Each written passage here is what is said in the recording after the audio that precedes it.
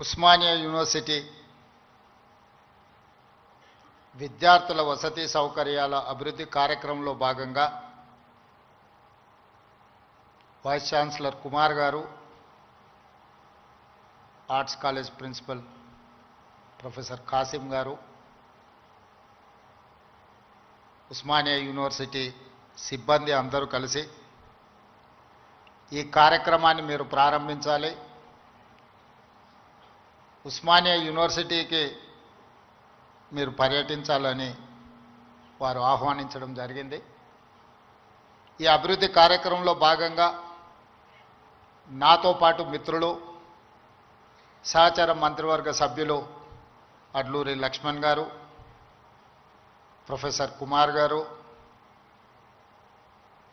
Yogita Rana education principal secretary garu, Hyderabad city commissioner DGP CV Anand garu, Devasena గారు, registrar గారు, ఇక్కడికి విచ్చేసిన తెలంగాణ నలుమూలల వైస్ ఛాన్సలర్స్ ప్రొఫెసర్ కోదండరామ్ గారు, education commission members, Osmania university teaching, non teaching staff, విద్యార్థులందరికీ కూడా నా శుభాకాంక్షలు తెలియజేస్తున్నాను.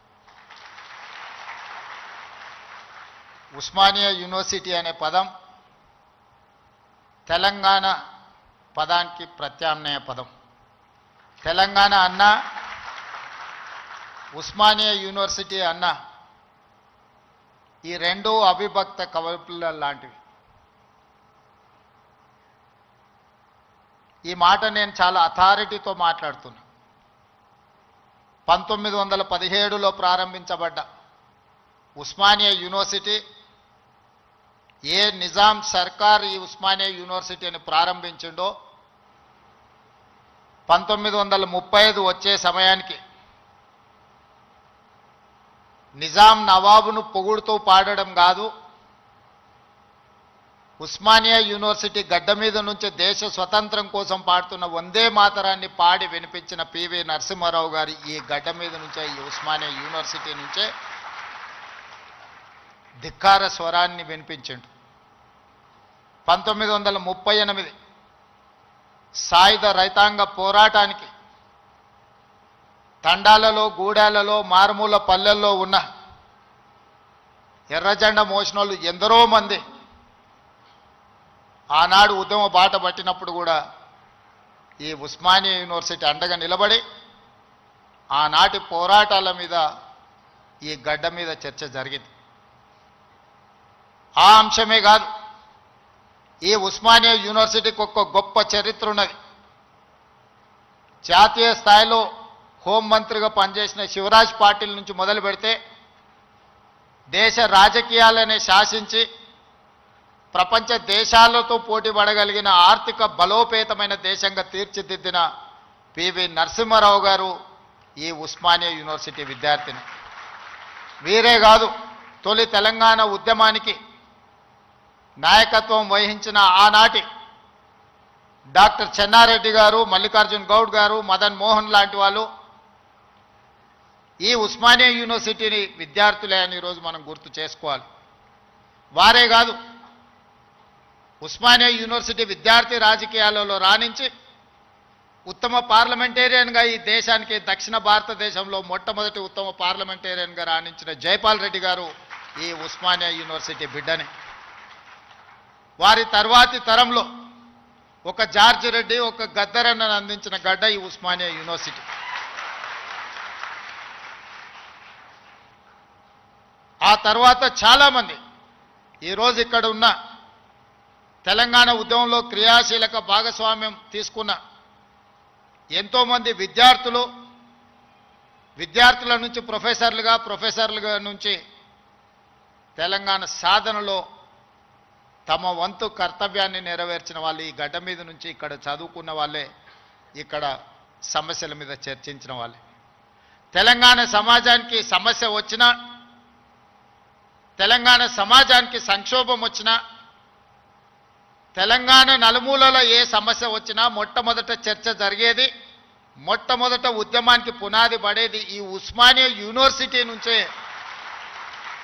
కేవలం ఉస్మానియా యూనివర్సిటీ చదువుకోవడానికి, ప్రభుత్వ ఉద్యోగాన్ని సాధించడానికి కాదు, ఈ తెలంగాణ సమాజమైన 4 కోట్ల ప్రజలకు ఏ సమస్య వచ్చినా ఆ సమస్య మాదిగా భావించి చదువుతో పాటు పోరాటాన్ని నేర్పిన ఉస్మానియా యూనివర్సిటీ ఈనాడు తెలంగాణ రాష్ట్ర సాధనలో రాజకీయ పార్టీలు, రాజకీయ నేతలు వైఫల్యం చెంది ఇక మా వల్ల కాదు అని కాడి కింద పడేసినప్పుడు ఉస్మానియా యూనివర్సిటీ విద్యార్థులు ఉద్యమ బాట పట్టిన తర్వాతనే ఈ తెలంగాణ రాష్ట్ర సాధన కళ సాకారమైంది. ఇక్కడున్న ప్రొఫెసర్ కోదండరామ్ గారు ఆనాడు పొలిటికల్ జేఏసీకి నాయకత్వం వహించి తెలంగాణ రాష్ట్ర కళను ఈరోజు మనం నిజం చేసుకున్నాం. ఆనాడు చాలామంది చాలా రకాలుగా ప్రయత్నాలు చేశారు. ప్రతి ప్రయత్నంలో ఒక రాజకీయ ప్రయోజనంతో కూడుకున్న నిగూఢమైన ఒక ప్రణాళిక, ఆలోచన ఉండడం వల్ల ఆ రాజకీయ నాయకుల యొక్క రాజకీయ ప్రయోజనం కోసం ప్రయత్నం చేస్తున్నప్పుడు వాళ్ళని సంపూర్ణంగా సమాజం విశ్వసించలేదు. అందుకే తెలంగాణ రాష్ట్ర సాధన వాదాయ పడుతున్న సందర్భంలో ఉస్మానియా యూనివర్సిటీ విద్యార్థులు మలిదశ తెలంగాణ ఉద్యమంలో శ్రీకాంతాచారి అమరుడై మన అందరికీ ఒక హితబోధ, ఒక జ్ఞానోదయం కలిగించి, శ్రీకాంతాచార్య అమరుడు అవ్వడం వల్ల శ్రీకాంతాచారి కుటుంబానికి ఎలాంటి ప్రయోజనం లేదు. శ్రీకాంతాచారి బతికుంటే గొప్పోడు అయి ఉండేవాడు, వాళ్ళ తల్లిదండ్రులకు ఎంతో కొంత సహాయం అందించి ఉండేవాడు. కానీ పాలకుల యొక్క ఆలోచనను, రాజకీయ పార్టీల యొక్క విధానాన్ని ప్రజల మధ్యన నిరసన తెలపడానికి తన ఆత్మ బలిదానం ఒక ఉత్ప్రేరకంగా పనిచేస్తుంది అని చెప్పి శ్రీకాంతాచారి మలి తెలంగాణ ఉద్యమంలో మొట్టమొదటి అమరుడై ఈ ఉస్మానియా యూనివర్సిటీ నుంచే తెలంగాణ ఉద్యమానికి పునాదులు పడ్డాయి. ఓ యాదయ్య ఉస్మానియా యూనివర్సిటీ గేటు దగ్గర నిటారుగా నిలబడి పెట్రోల్ పోసుకొని తగలబెట్టుకొని అగ్గిపుల్ల గీరితే కాల్తేనే అమ్మా అనే మనము యాదయ్య జై తెలంగాణ అని చెప్పి తెలంగాణ రాష్ట్ర సాధనలో సమిదై ఈరోజు ఈ ఉస్మానియా యూనివర్సిటీలో ఒక ఈశాన్ రెడ్డి, ఒక వేణుగోపాల్ రెడ్డి ఈ ఉస్మానియా యూనివర్సిటీ నుంచే తెలంగాణ రాష్ట్ర సాధనలో సమిదలైన ఈరోజు చరిత్రలో మనం వాళ్ళని స్మరించుకోవాల్సిన అవసరం ఉన్నది. ఈ ఉస్మానియా యూనివర్సిటీ ఈ దేశానికి డాక్టర్లను, లాయర్లను, ఇంజనీర్లనే కాదు ఐఏఎస్లను, ఐపీఎస్లను అందించిన చరిత్ర ఈ ఉస్మానియా యూనివర్సిటీకి ఉంది. ఈ వేదిక మీద ఉన్న సిబి ఆనంద్ గారు 8991 ఈ ఉస్మానియా యూనివర్సిటీ విద్యార్థి 22 సంవత్సరాల వయసులోనే మొట్టమొదటి ప్రయత్నంలోనే ఐపీఎస్ సాధించిన యంగెస్ట్ ఐపీఎస్ ఆఫీసర్గా ఈరోజు డీజీపీ క్యాడర్లో హైదరాబాద్ కమిషనర్గా ఇక్కడి విద్యార్థి ఈ వేదిక మీద ఉన్నాడు అని అంటే ఈ ఉస్మానియా యూనివర్సిటీ ఎంత బలమైన పునాదులు వేసిందో తెలంగాణ నిర్మాణంలో ఈరోజు మనం గుర్తు చేసుకోవాలి. అందుకే మిత్రులారా, తెలంగాణలో ఏ సమస్య వచ్చినా, తెలంగాణ ప్రజలకు ఏ అవసరం వచ్చినా అండగా నిలబడే ఈ ఉస్మానియా యూనివర్సిటీ కళావిహీనమైపోయి వైస్ ఛాన్సలర్ల నియామకం జరగక, ప్రొఫెసర్లు రిటైర్ అయిపోతే ప్రమోషన్లు ఇవ్వక, అసోసియేట్ అసిస్టెంట్ ప్రొఫెసర్లను కాదు లెక్చరర్లను, నాన్ టీచింగ్ స్టాఫ్ను కూడా నియామకాలు చేయక కొద్ది కొద్దిగా క్యాన్సర్ లాగా ఈ ఉస్మానియా యూనివర్సిటీని నిర్వీర్యం చేసి తెలంగాణ సమాజానికి చైతన్యాన్ని అందించే ఈ ఉస్మానియా యూనివర్సిటీని కాల గర్భంలో కలిపేయాలని కుట్ర జరుగుతున్న సందర్భంలో ఖచ్చితంగా ఈ ఉస్మానియా యూనివర్సిటీ పూర్వ వైభవాన్ని మళ్ళీ ప్రారంభించాలి అనే ఒక గొప్ప ఆలోచనతోని నేను ముఖ్యమంత్రి అయిన మరుక్షణం ఉస్మానియా కాకతీయ యూనివర్సిటీలతో పాటు అంబేద్కర్ ఓపెన్ యూనివర్సిటీ నుంచి మొదలు పెడితే యూనివర్సిటీలను అన్నిటిని కూడా చదువుకే కాదు సామాజిక చైతన్యానికి వేదికలు కావాలి. ఈ యూనివర్సిటీల వైస్ ఛాన్సలర్కి ఒక సామాజిక స్పృహతో పాటు సామాజిక చైతన్యం ఉన్న వాళ్ళని నియమించాలి అని చెప్పి సామాజిక న్యాయాన్ని చేయడమే కాదు, చేసి చెప్పడమే కాదు, చేసి చూపించినాం. 108 సంవత్సరాల ఉస్మానియా యూనివర్సిటీ చరిత్రలో ఈ గడ్డ మీద ఒక్క దళితుడు కూడా వీసీ కాలేదు, వైస్ ఛాన్సలర్ కాలేకపోయింది. ఇవాళ కుమార్ని, ఒక దళిత బిడ్డని ఈరోజు మనం ఉస్మానియా యూనివర్సిటీ వైస్ ఛాన్సలర్గా చేసినాం. దళితుడని చెయ్యలే, ఆయనలో ఉన్న నైపుణ్యాన్ని, చదువును గుర్తించి చదువుకున్నవాడు ఈ సమాజానికి ప్రయోజకుడవుతాడని చెప్పి ఈరోజు ఒక కుమార్ను వీసీగా నియమించడం జరిగింది. ప్రొఫెసర్ చక్రపాణి గారిని ఇవాళ వైస్ ఛాన్సలర్గా నియమించడమంటే తెలంగాణ ఉద్యమంలో పాల్గొనడమే కాదు, తెలంగాణ సమాజానికి ఏమి కావాలనో ఆలోచించగలిగిన శక్తి ఉంది కాబట్టే ఈరోజు వారిని కూడా మనం వైస్ ఛాన్సలర్గా నియమించుకున్నాం. ప్రొఫెసర్ పురుషోత్తంని విద్యా కమిషన్లో ఈరోజు నియమించడము అని అంటే వారు చదువుకున్నారు కాబట్టి. ఇవాళ విద్యా కమిషన్ను మొట్టమొదటిసారి తెలంగాణ రాష్ట్రంలో ఏర్పాటు చేసుకుంటే అక్నూర్ మురళి ఐఏఎస్ ఆఫీసర్ని దానికి నియమించడం అంటే, ఒక చారగొండ వెంకటేష్ని ఈ యూనివర్సిటీ విద్యార్థిని అందులో సభ్యుడిగా వేసినామంటే ఈరోజు వాళ్ళు చదువుకున్నారు, చైతన్యం ఉన్నది కాబట్టే ఈ సమాజానికి ప్రయోజనం చేకూరాలి అని ఈరోజు బాలలక్ష్మికి కూడా అవకాశం ఇచ్చినామంటే ఈ ఉస్మానియా యూనివర్సిటీ విద్యార్థిని. ఈరోజు దయాకర్ ఇక్కడ ఎమ్మెల్సీ అయి కూర్చున్నాడంటే ఇక్కడ చదువుకొని ఇక్కడి నుంచి రాణించిన విద్యార్థులు వీళ్ళందరూ.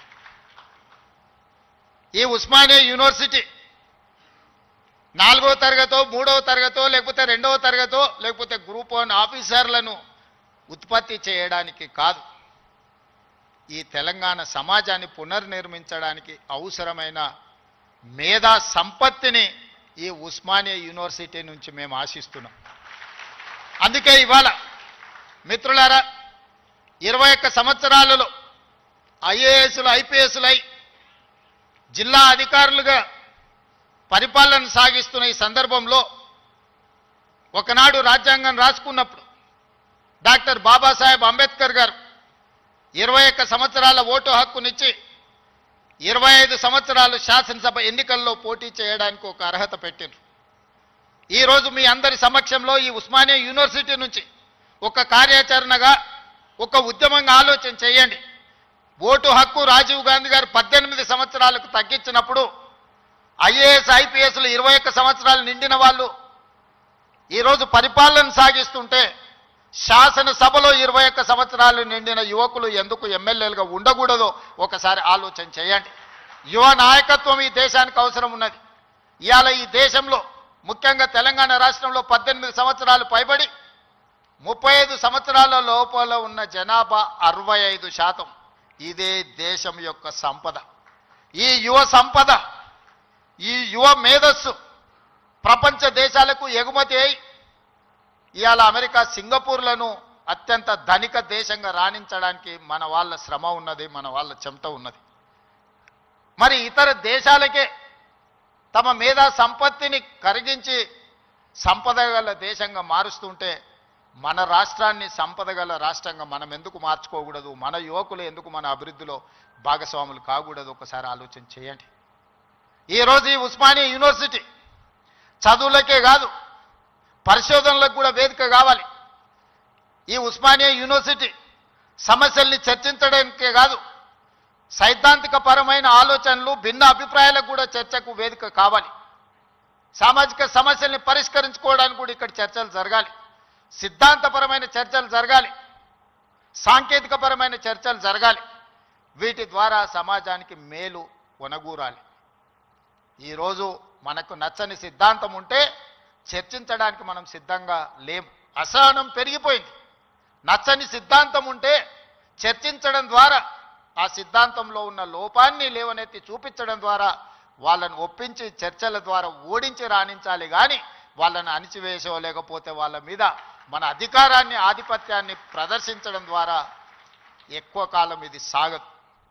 అందుకే ఈరోజు తెలంగాణ రాష్ట్రంలో 2వ ముఖ్యమంత్రిగా నేను బాధ్యత చేపట్టిన తర్వాత పొట్టి శ్రీరాములు యూనివర్సిటీగా ఉన్న తెలుగు యూనివర్సిటీకి ఆనాడు పాత్రికేయ సంపాదకుడుగా, మేధావిగా, నిజాం రజాకర్ల నుంచి విముక్తి కలిగించిన పోరాటంలో పాల్గొన్న సురవరం ప్రతాప్ రెడ్డి గారి పేరును తెలుగు యూనివర్సిటీకి మనం పేరు పెట్టుకోవడం జరిగింది. మన స్ఫూర్తి ప్రదాతలు వాళ్ళు. IIHT, Indian institute of handloom టెక్నాలజీకి కొండా లక్ష్మణ్ బాపూజీ గారి పేరు పెట్టుకున్నాం మనం. మహిళా యూనివర్సిటీ తెలంగాణలో ఉన్న ఏకైక మహిళా యూనివర్సిటీ. ఆ మహిళా యూనివర్సిటీకి ఆనాడు ఘడీలకు, దొరలకు, జమీందారులకు వ్యతిరేకంగా, రజాకర్లకు వ్యతిరేకంగా నిటారుగా నిలబడి కొట్లాడిన చాకలి ఐలమ్మ పేరు వీరనారి చాకలి ఐలమ్మ యూనివర్సిటీగా ఈరోజు కోటి ఉమెన్స్ కాలేజీని ఒక యూనివర్సిటీగా తీర్చిదిద్ది పోరాటానికి స్ఫూర్తినిచ్చిన వీరనారి చాకలి ఐలమ్మ పేరు ఈరోజు మనం పెట్టుకోవడం జరిగింది. ఇవన్నీ ఎందుకు? ఇవన్నీ మనకి స్ఫూర్తిని నింపడానికి, మనలో పోరాట పటిమను పెంచడానికి. ఆనాడు తెలంగాణ యువత సమస్యల మీద పోరాటం చేసే చైతన్య పరులుగా ఉన్నారు. కానీ ఈనాడు ముఖ్యమంత్రిగా నాకు అందుతున్న సమాచారం తెలంగాణ ప్రాంతంలో జరుగుతున్న పరిణామాలు మానసిక వేదనకు గురి చేసే పరిస్థితి ఉన్నది. ఈరోజు పట్టణ ప్రాంతాలలో లేకపోతే యూనివర్సిటీలలో కాదు, చిన్న చిన్న కాలేజీల్లో, జూనియర్ కాలేజ్, డిగ్రీ కాలేజీల్లో కూడా విద్యార్థులు గంజాయి సేవించే పరిస్థితి వచ్చింది. ఇది తెలంగాణ సమాజాన్ని నిర్వీర్యం చేసే ప్రమాదం పొంచి ఉన్నది. ఇవాళ గంజాయి, డ్రగ్స్ తెలంగాణ సమాజాన్ని, యువతను పట్టి పీడిస్తున్నాయి. ఇవాళ సిద్ధాంతపరమైన పోరాటాలు లేకపోతే సామాజిక చైతన్యానికి సంబంధించిన ఉద్యమాలు లేకపోవడం వల్ల ఈరోజు ఈ విద్యార్థులు వ్యసనాల వైపు బానిసలు అవుతున్నారు.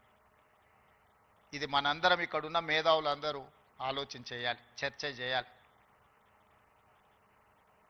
ఈ పరిస్థితుల్లో మనందరం ఒకనాడు తెలంగాణ సమాజంలో కావచ్చు, ఈ దేశంలో కావచ్చు, శ్రీమతి ఇందిరాగాంధీ గారు, పివి నరసింహారావు గారు తీసుకొచ్చిన agriculture ceiling act, urban ceiling act ద్వారా జాగీర్దారులు, జమీందారులు, భూస్వాముల దగ్గరున్న వేలాది ఎకరాల భూములను, కొన్ని లక్షల ఎకరాల భూములను సేకరించి దళితులకు, గిరిజనులకు అసైన్మెంట్ పట్టాల పేరు మీద భూములు ఇచ్చారు.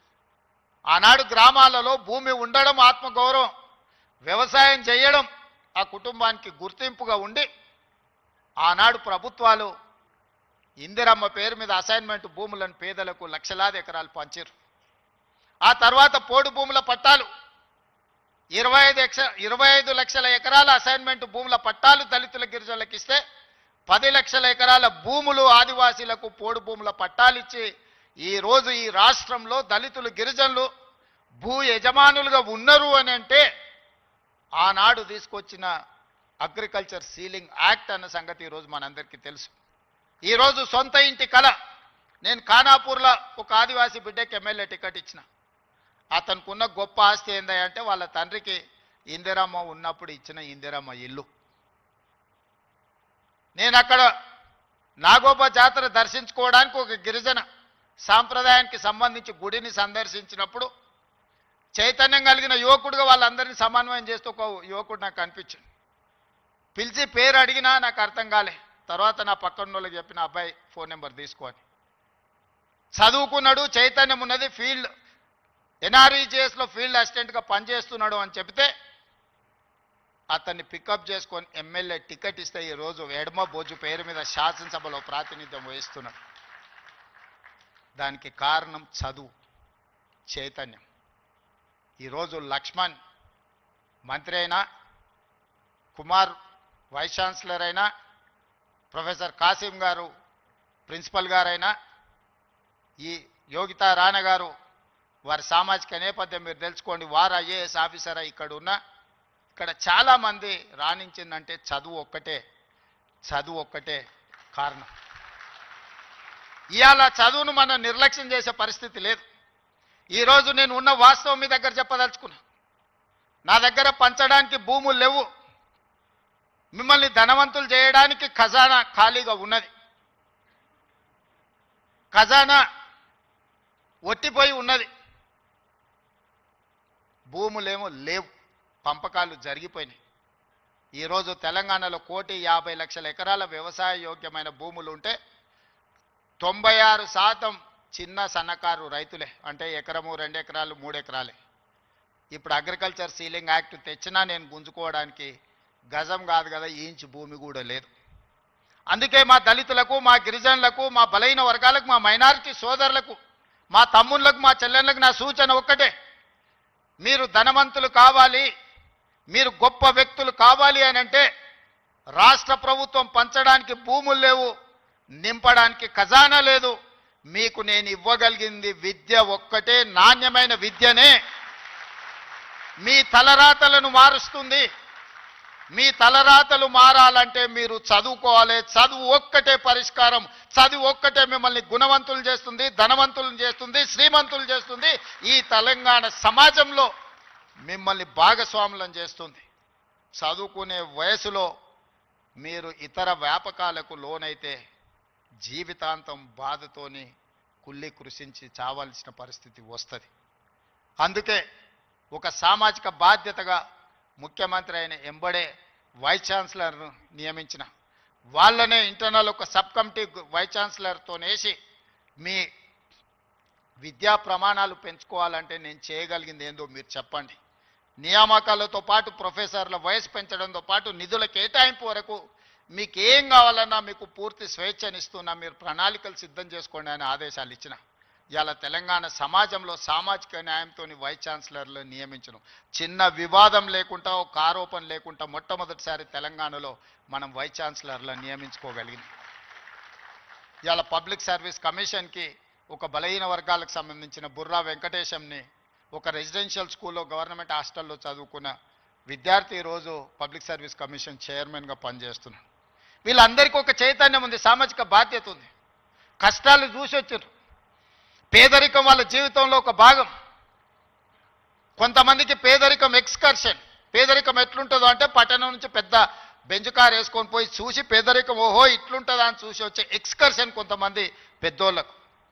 కానీ ఆ పేదరికంలోనే పుట్టి ఆ పేదరికాన్ని అనుభవించి ఆ పేదరికంలో నుంచే అభివృద్ధి పదం వైపు నడిచిన వాళ్ళు ఈరోజు తెలంగాణ రాష్ట్రాన్ని నడుపుతున్నారు. పేదరికం అంటే మాకు కొత్త కాదు, పేదరికం మాకు చుట్టం కాదు, పేదరికం మా జీవన విధానంలో ఒక భాగం. మేము ఆ పేదరికాన్ని చూసి వచ్చినాం. ఆ పేదరికాన్ని పారద్రోలడం మాకంటే ఎక్కువ ఎవరికి తెలియదు. ఎవరి మీద మనం ఆధారపడాల్సిన పని లేదు. అన్ని శక్తి యుక్తులు, తెలివితేటలు, అధికారం నిర్ణయించే శక్తి మన దగ్గర ఉంది. మరి మీరు ఎందుకు దీన్ని ఉపయోగించుకోరని నేను అడుగుతున్నా. ఇవాళ నేను ఉస్మానియా యూనివర్సిటీ ఇక్కడికి రాని విద్యార్థులకు నేను సూచన చేయదలుచుకున్నా. మీకు వ్యతిరేకంగా నిర్ణయాలు చేసేటోళ్ళు, మీకు నష్టం కలిగించేటోళ్ళు, మిమ్మల్ని కష్టపెట్టినోళ్ళను మీరు వ్యతిరేకించండి, నిరసన తెలపండి. మీకోసం పనిచేయాలన్న ఆలోచనతోని మీ ఆలోచనలు తెలుసుకుందామని, మీ సమస్యల్ని చూద్దామని, మీ సమస్యల్ని పరిష్కరించాలని వస్తున్న వాళ్ళని మీరు వ్యతిరేకించడం ద్వారా ఈ అభివృద్ధిని అడ్డుకున్న వాళ్ళం అవుతామా, లేకపోతే అభివృద్ధిని ఇంకా ముందుకు తీసుకెళ్లిన వాళ్ళం అవుతామా మీరు ఒకసారి ఆలోచన చేయండి. అందుకే ఈరోజు చాకలి ఐలమ్మ యూనివర్సిటీకి పేరు పెట్టడమే కాదు, 500 కోట్ల రూపాయలు ఇచ్చి అభివృద్ధి చేసి ప్రతి తెలంగాణ ఆడబిడ్డ చదువుకోవాలి, రాణించాలి అని చెప్పి చాకలి వీరనారి చాకలి ఐలమ్మ యూనివర్సిటీకి 500 కోట్ల రూపాయలు నిధులు ఇచ్చి ఈరోజు ఒక అద్భుతమైన పోటీ పడగలిగే యూనివర్సిటీగా తీర్చిదిద్దుతున్నాం. మరి ఒక మహిళా యూనివర్సిటీకి 500 కోట్ల రూపాయలు ఇస్తే మా ప్రొఫెసర్ గారు, మా వైస్ ఛాన్సలర్ గారు 5 కోట్లు 10 కోట్లు అడుగుతున్నారా? అడగడానికి కూడా మా వాళ్ళకు పేదరికం ఉన్నది. ఎంత పేదరికం అంటే అడగడానికి కూడా 100 అడిగితే ఏమనుకుంటారో 100నా అని అనుకునే పరిస్థితిలో మా వైస్ ఛాన్సలరు మా అడ్లూరు లక్ష్మణ్ అంటే వాళ్ళ పేదరికం వాళ్ళని పెద్ద నెంబర్ ఆలోచన చేయడానికి కూడా అడ్డుపడుతున్నది. అందుకే నేను యోగితా రాణా గారికి ఆదేశాలు ఇస్తున్నా. ఒక కమిటీ వేయండి, ఇంజనీర్స్ కమిటీ.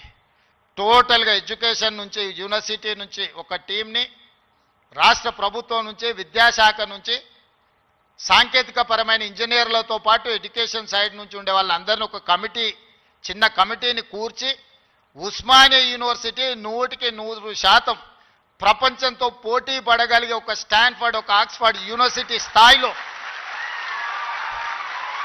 మనకేం తక్కువ 3 లక్షల కోట్ల రూపాయల బడ్జెట్ ఉంది. ఎవడో 1,00,000 కోట్లు కట్టింది, కూలింది, పోయింది, 1,00,000 కోట్లు గంగలో పోయింది, గోదావరిలో పోయింది. మీకోసం ఒక 1000 కోట్లు ఖర్చు పెట్టడానికి మాకేమన్నా దరిద్రం ఉందా? నేను స్పష్టంగా చెప్పదలుచుకున్నా.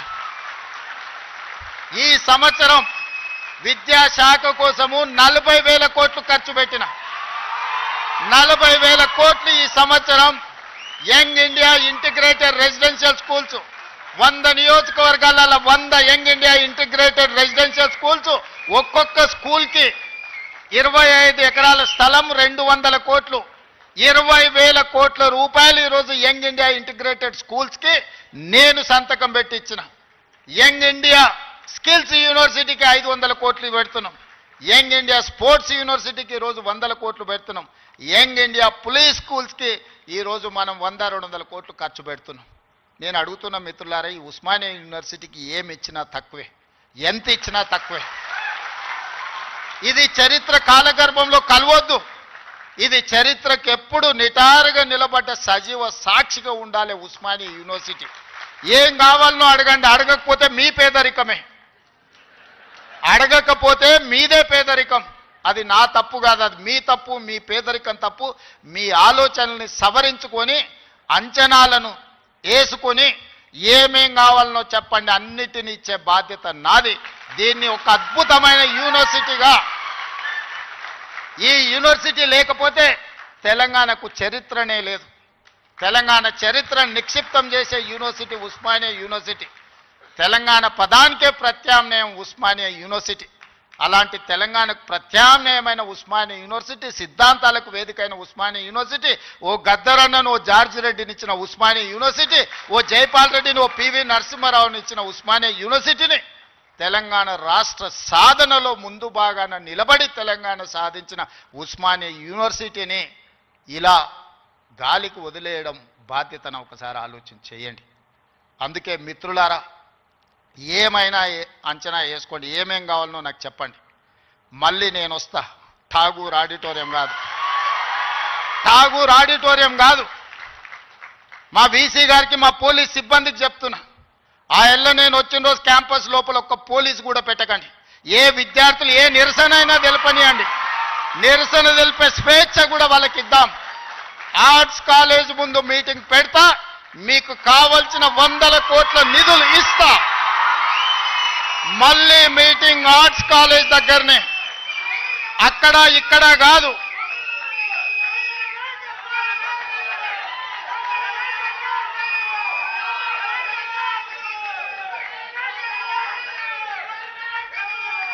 ఆర్ట్స్ కాలేజ్కి వచ్చిన రోజు డీజీపీ గారికి, సిటీ కమిషనర్ గారికి నేను ఆదేశాలు ఇస్తున్నా, ఒక్క పోలీస్ కూడా క్యాంపస్ లోపల ఉండొద్దు, నేను వస్తా.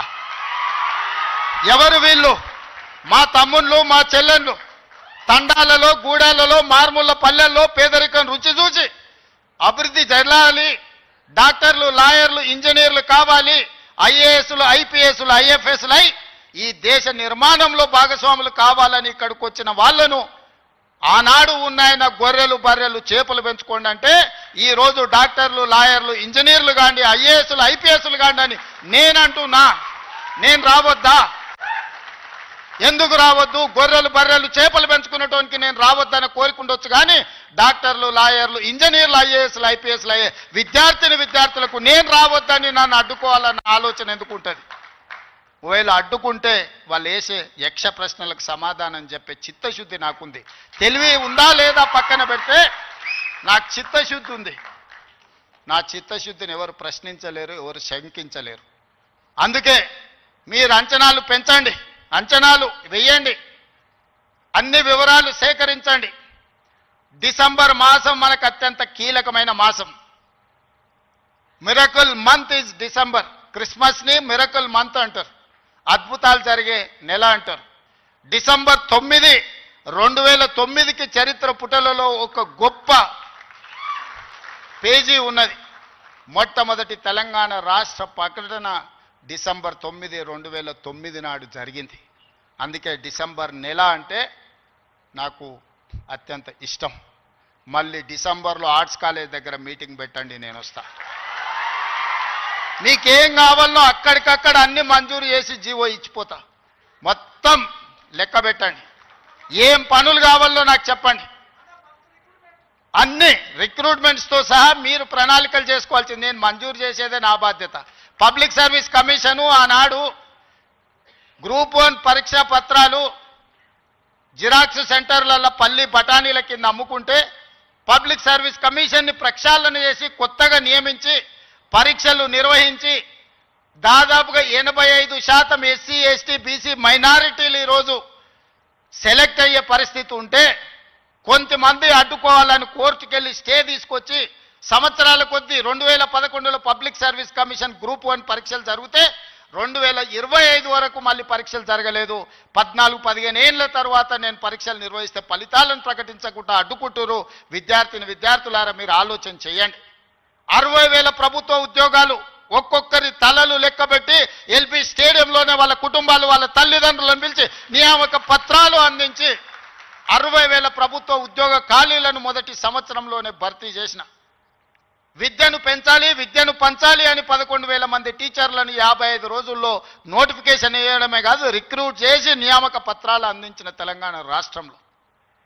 కొన్ని కారణాల వల్ల ఎస్సీ కేటగరైజేషన్ ఇతర అంశాల వల్ల రిక్రూట్మెంట్ను వాయిదా పెట్టినా ఈరోజు ఆ సమస్యను పరిష్కరించుకొని దాదాపుగా ఇంకో 40,000 ఉద్యోగాలను రాబోయే 6 నెలల నియామకాలు చేపట్టి 2.5 సంవత్సరాలు పూర్తి చేసుకునే లోపల 1,00,000 ఉద్యోగాలు భర్తీ చేయాలి ప్రభుత్వంలో అని ప్రయత్నం చేస్తున్నా. ఇతర దేశాలు ఇతర రాష్ట్రాలు పర్యటించి పెట్టుబడులు తెచ్చి ప్రైవేట్లో దాదాపుగా 20 నెలల 1,50,000 ఉద్యోగాలు ఈరోజు ప్రైవేటు రంగంలో మనం కల్పించినాం. ఈరోజు తెలంగాణ రాష్ట్రము అభివృద్ధి చెందిన రాష్ట్రంగా ఈరోజు వేగంగా ప్రయాణం చేస్తుంది. Self collection of revenue, law and order, policing ప్రతిదీ దేశంలోనే నెంబర్ 1 రాష్ట్రంగా ఈరోజు కేంద్ర ప్రభుత్వం గుర్తించింది. నేను చెప్పట్లేదు, కేంద్ర ప్రభుత్వం నివేదికలు చెప్తున్నాయి. శాంతి భద్రతలను కాపాడడం నుంచి మొదలు పెడితే ఈరోజు నిత్యావసర వస్తువుల ధరలను నియంత్రించడంలో ఇన్ఫ్లేషన్లో కూడా Telangana is lowest inflation state in the country, 1.5. బయట రాష్ట్రాలకి జాతీయ స్థాయిలో 8% ఇన్ఫ్లేషన్ ఉంటే ఇతర రాష్ట్రాల 6-7% ఉంటే నిత్యావసర వస్తువులను నియంత్రించి 1.5% ఇన్ఫ్లేషన్ ఉన్న రాష్ట్రంగా తెలంగాణ మొట్టమొదటి స్థానాన్ని ఆక్రమించింది. ఎన్నడైనా ఆలోచన చేసిండ్రా? సన్న బియ్యం ప్రతి పేదవాడికి 3,10,00,000 మందికి ఈరోజు సన్న బియ్యం తింటున్నారంటే 60 రూపాయల కేజీ ఉన్న సన్న బియ్యం ఇవాళ 45 రూపాయలకే మార్కెట్లో దొరుకుతున్నాయి. అంటే 3,10,00,000 మందికి ఈరోజు రాష్ట్ర ప్రభుత్వం సన్న బియ్యం ఇవ్వడం. రేషన్ కార్డు అడగాలంటే అదో అమెరికా వీసా లాగా ఉండే ఒకనాడు. ఇవాళ ప్రతి పేదవాడికి రేషన్ కార్డు ఇచ్చి ఇంటింటికి వెళ్ళి నీకు రేషన్ కార్డు కావాలన్నా తీసుకో అని చెప్పి ఈరోజు ఇస్తున్న ప్రభుత్వం మనది కాదా? ఈ ప్రభుత్వం ఉన్నదే మీకోసం. వీటిని అమలు చెయ్యాలి అంటే నియమ నిబంధనల ప్రకారం మనం పనిచేయాలి. ఉద్యోగ నియామకాలు ఇవ్వాలి అంటే నేను నోటిఫికేషన్ ఇవ్వాలి. ప్రభుత్వ శాఖలలో ఖాళీలను తెచ్చుకోవాలి, రేషనలైజేషన్ చేయాలి, ఎక్కడెక్కడ ఖాళీలు ఉన్నాయో గుర్తించాలి. ఆ ఖాళీలను పబ్లిక్ సర్వీస్ కమిషన్కో, పోలీస్ కమిషన్కో, లేకపోతే మెడికల్ అండ్ హెల్త్ డిపార్ట్మెంట్ ద్వారానో ఈరోజు నియామకాలు చేపట్టడానికి ఒక ప్రాసెస్ ఉంది. ఆ ప్రాసెస్ ప్రకారం మనం ఈరోజు చేసుకుంటున్నాం. ఒకనాడు నోటిఫికేషన్ల కోసం మీరు ధర్నాలు నిరసనలు చేసేది. నేను మీద నోటిఫికేషన్లు ఇస్తే అశోక్ నగర్ చౌరస్తాలో, అమీర్పేట చౌరస్తాలో రోజు నిరసనలు. ఇన్ని నోటిఫికేషన్లు మాకు వద్దని మొట్టమొదటిసారి తెలంగాణ రాష్ట్రంలో నోటిఫికేషన్లు తగ్గించడం ఉద్యమం జరిగింది. అందుకే మిత్రులారా, మీకు అనుమానాలు ఉంటే నివృత్తి చేస్తా. కొన్ని రాజకీయ పార్టీలకు కొంతమందికి అధికారం పోయినా కడుపుమంట ఉంటుంది, బాధ ఉంటుంది, దుఃఖం ఉంటుంది, ఆవేదన ఉంటుంది. కొడుకులను ఏమేమో చేద్దాం అనుకుంటే ఎందుకు కాకుండా పోతురని తండ్రికి ఆవేదన ఉంటుంది. ఆవేదనతో ఆరోగ్యం కూడా దెబ్బతింటుంది. మీరు వాళ్ళ ఉచ్చులో పడితే ఎట్లా? నేనెవరినే? మీరందరు కలిసి చేస్తేనే ముఖ్యమంత్రి అయినా కదా. నేను ఆకాశం నుంచి ఊడిపడ్డానా? అమెరికా నుంచి వచ్చినా? ఏ నుంచి వచ్చినా? నల్లమల్ల అడవుల నుంచి, కొండారెడ్డిపల్లి నుంచి వచ్చిన గా ప్రొఫెసర్ కాసింది మాది పక్క ఊరే. మీ ఊరు నుంచి, మీ దగ్గర నుంచి గవర్నమెంట్ స్కూల్లో చదివి మీతో పాటు 20 ఏళ్ళు ఉండి జడ్పీటీసీగా, ఎమ్మెల్సీగా, ఎమ్మెల్యేగా, ఎంపీగా 20 సంవత్సరాలు మీతో పాటు ఉండి, మీతో పాటు పెరిగి, మీతో పాటు మీరు ఆశీర్వదిస్తేనే ఈరోజు తెలంగాణ రాష్ట్రానికి ముఖ్యమంత్రి అయినా. చదువుకోవడానికి గుంటూరు పోలేదు, లేకపోతే పూనా పోలేదు, లేకపోతే అమెరికా పోలే. నేను చదివింది ఇక్కడనే, పెరిగింది ఇక్కడనే, ఎన్నికైంది ఇక్కడనే. మా తాతలు ముత్తాతలు ఎవరు పెద్ద పెద్ద పదవులలో లేరు. మా నాయన పేరు చెప్పి నేను ఇక్కడికి రాలేదు. కష్టపడి మీరు ఆశీర్వదిస్తే ఇక్కడికి వచ్చిన. చెట్టు పేరు చెప్పి చింతకాయలు అమ్మదలుచుకోలేదు నేను. కొంతమంది చెట్టు పేరు చెప్పి అమ్ముకునే ప్రయత్నం చేస్తారు. అట్లాంటి వాళ్ళని చూస్తున్నాం. వాళ్ళకి బాధ ఉంది, దుఃఖం ఉంది, కోపం ఉంది. ఎందుకంటే ఉన్న పదంగా ఒక రైతు బిడ్డ ముఖ్యమంత్రి అయితే ఎట్లా? దొరల చేతులు ఉండాల్సిన పెత్తనం పేదోళ్ళ చేతులకు పోతే ఎట్లా అని వాళ్ళకి ఆవేదన ఉంటుంది. అర్థం చేసుకోవచ్చు వాళ్ళ ఆవేదన ఏందో. అట్లాంటి వాళ్ళ ఉచ్చుల పడకండి. సమస్య ఉంటే నాకు చెప్పండి. నా మంత్రులందరూ అందుబాటులో ఉన్నారు. మీ మంత్రి లక్ష్మణ్ ఎవరే? మీ మధ్యలో ఉండేటోడే కదా. పొన్నం ప్రభాకర్ ఎవరే? విద్యార్థి రాజకీయాల నుంచి వచ్చినోడే కదా. ఏ పేరైనా తీసుకోండి. ఈరోజు నా మంత్రివర్గంలో ఉన్నోళ్ళు మీకు అందుబాటులో ఉండనోళ్ళ, మీరు కలిస్తే చెబితే విననోళ్ళ. ఇవాళ ప్రొఫెసర్ కోదండరామ్ గారిని ఎమ్మెల్సీగా చేసినాం. ఎందుకు? మీ సమస్యలు విని చట్టసభలలో ప్రస్తావిస్తాడని. కుట్ర చేసి సుప్రీంకోర్టుకి వెళ్ళి కొట్టేపించారు. నేను మళ్ళీ చెప్తున్నా, సార్ను 15 రోజులు మళ్ళీ ఎమ్మెల్సీకి పంపుతాం. ఎవడడ్డం వస్తాడో చూద్దాం. ఎందుకంటే ప్రజాస్వామికంగా ప్రజల సమస్యల్ని ప్రస్తావించే వాళ్ళు చట్టసభలో ఉండాలనేది నా ఆలోచన. అలాంటి వాళ్ళను పంపించినప్పుడు వాళ్ళకు కూడా పదవి ఉండొద్దని సుప్రీంకోర్టు వరకు పోయి కోట్ల రూపాయలు పెట్టి పెద్ద పెద్ద న్యాయవాదులను తీసుకొచ్చి ప్రొఫెసర్ కోదండరామ్ సార్ని ఎమ్మెల్సీగా తొలగించారు. ఏం పైశాచికానందం ఇది? ఏం శునకానందం? సార్ ఒక్కడు ప్రొఫెసర్గా ఉంటే తప్ప, ప్రొఫెసర్ గారు ఎమ్మెల్సీగా ఉంటే తప్ప? మీ ఇంటిల్లి పాది మంత్రులు ఉండొచ్చు, ముఖ్యమంత్రి ఉండొచ్చు, ఎమ్మెల్సీలు ఉండొచ్చు, ఎంపీలు ఉండొచ్చు, అన్నీ మీ కుటుంబం ఉండొచ్చు. కానీ పొలిటికల్ చేసి చైర్పర్సన్గా పనిచేసిన కోదండరామ్ గారు ఒక ఎమ్మెల్సీ ఉంటే మీ దుఃఖమేందని అడుగుతున్నా. నా మీద తీటుందంటే నేను అర్థం చేసుకుంటా. ఆ సార్ ఏందే పాపం, ఇంటి తలుపులు వలగొట్టినా ఏమనలే సారు. నేనైతే చెంపలు వలగొడుతుంటే ఆయనను కూడా ఉండొద్దు ఎమ్మెల్సీ కానీ అంటే ఎట్లాంటి ఆలోచనలతో ఉన్నారో ఒకసారి ఆలోచన చేయండి. నేను కాకుండా ఇంకెవరని ఉంటే కుమార్ గారు వైస్ ఛాన్సలర్ అవుతుండేనా? మీరు చెప్పండి, మీరు ఆలోచన చేయండి. జానయ్య గారు అక్కడ అవుతుండేనా వైస్ ఛాన్సలరు? ఈ సామాజిక చైతన్యం ఆనాడు దయాకర్ ఉద్యమంలో యాక్టివ్గా ఉన్నాడు కదా.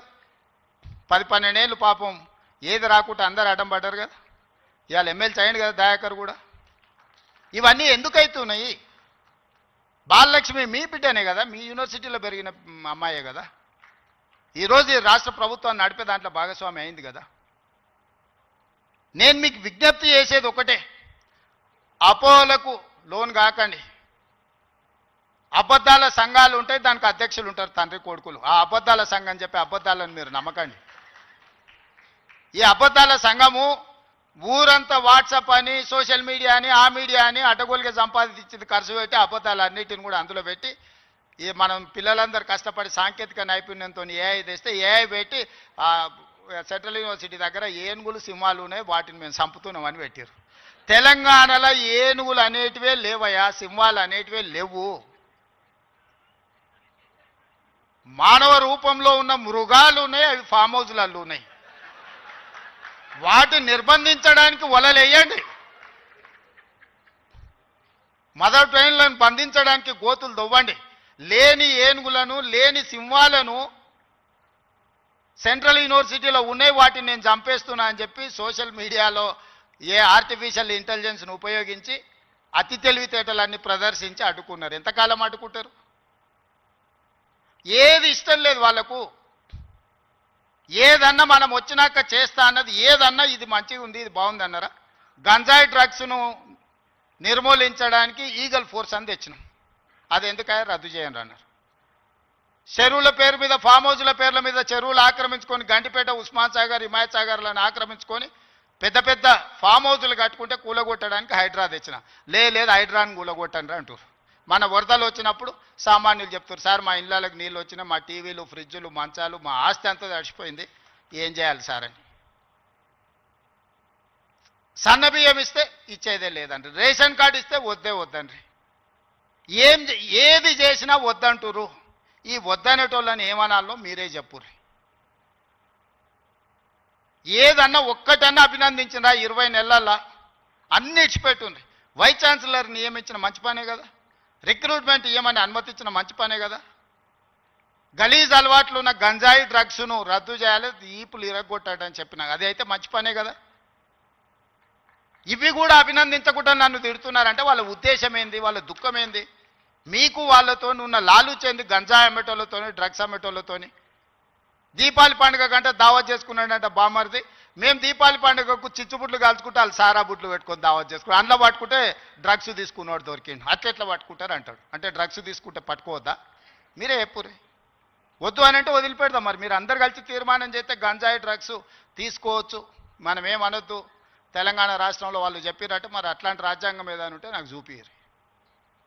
ఇట్లాంటి వాళ్ళు తెలంగాణ సమాజానికి పట్టిన చెదలు. ఆ చెదల్ని మనం ఒకసారి గుర్తించడం కొంచెం ఆలస్యం అవుతుంది. ఎందుకంటే మన ఇళ్ళల్లో మనం వుడ్ వర్క్ చేసుకున్నప్పుడు ఇట్లనే కనిపిస్తుంది. లాస్ట్కి ఇట్లా చూస్తే మొత్తం డొల్లయిగా అనిపిస్తుంది. తెలంగాణ సమాజానికి కూడా వాళ్ళు ముసిగేసుకున్న చెదల్లాంటి వాళ్ళు ఈ తెలంగాణ సమాజం బాగు కోరుకోరు. ఉస్మానియా యూనివర్సిటీని బతకనియరు. మళ్ళీ వచ్చిండ్రంటే ఆలోచనలకు కూడా వచ్చినా ఈ ఉస్మానియా యూనివర్సిటీని ఉంచరు. లేఅవుట్లు వేసి ప్లాట్లు అమ్ముకుంటారు తప్పితే ఈ ఉస్మానియా యూనివర్సిటీని ఉంచరు.